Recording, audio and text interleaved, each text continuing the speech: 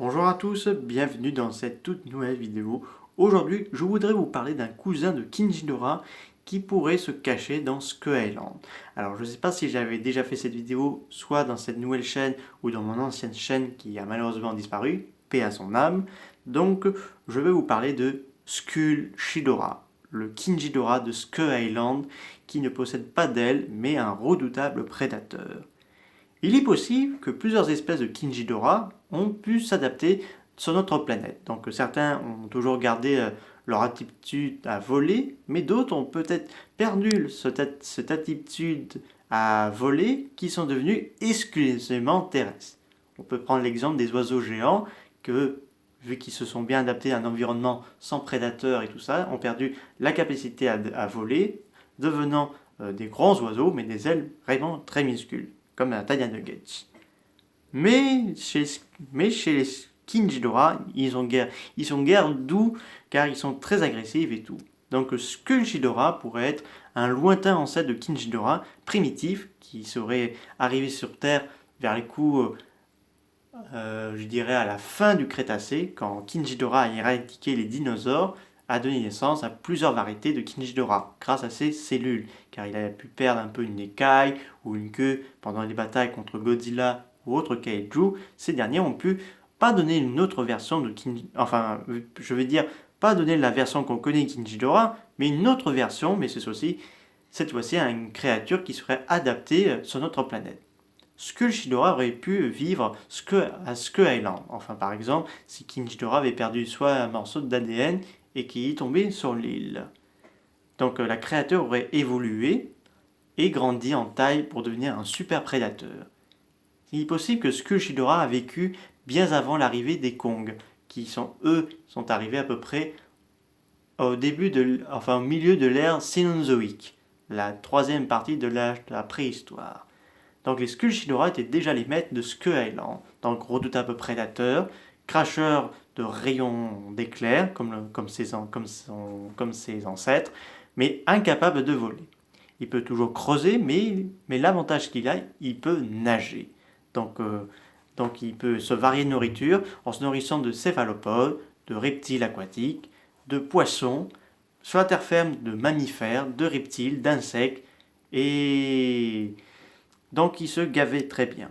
Il aime bien ce genre d'environnement à la fois tropical, mais aussi volcanique et aquatique.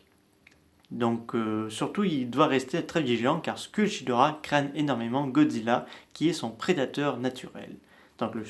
Donc certaines rumeurs disent que Skullshidora serait serait plutôt retourné en hibernation dans le volcan de l'île.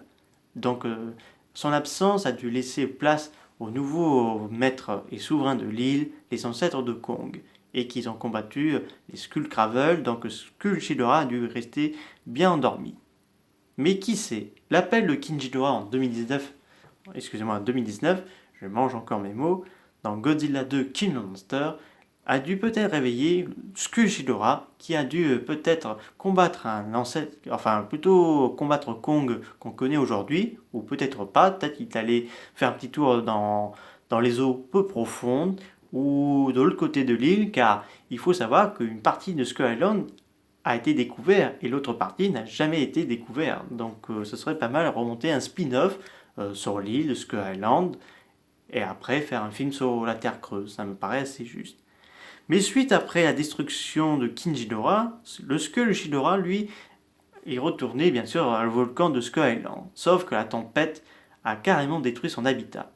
Seule option pour lui, il est allé se réfugier dans la terre creuse. Donc Skullshidora a trouvé un nouvel environnement qui le convient parfaitement. Mais est-ce qu'il sera-t-il une dangereuse menace pour les créatures qui vivent dans la terre creuse, car c'est une espèce invincible, donc méfiez-vous. Donc Kong pourrait-il capable d'affronter un Skullshidora? Très bonne question. Mais d'ailleurs, à quoi il ressemble?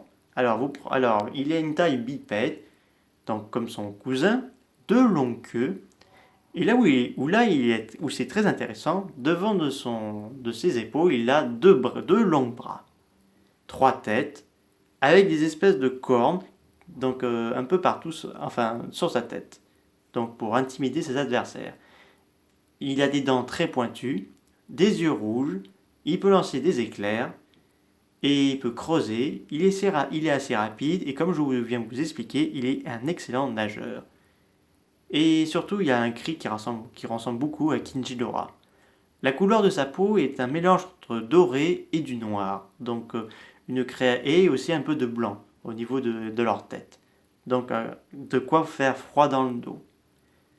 J'espère que cette vidéo vous a beaucoup plu. N'hésitez pas à me dire ça dans les commentaires, qu'est-ce que vous avez pensé de Skull Shidora. Je vous dis à très bientôt. Au revoir mes amis.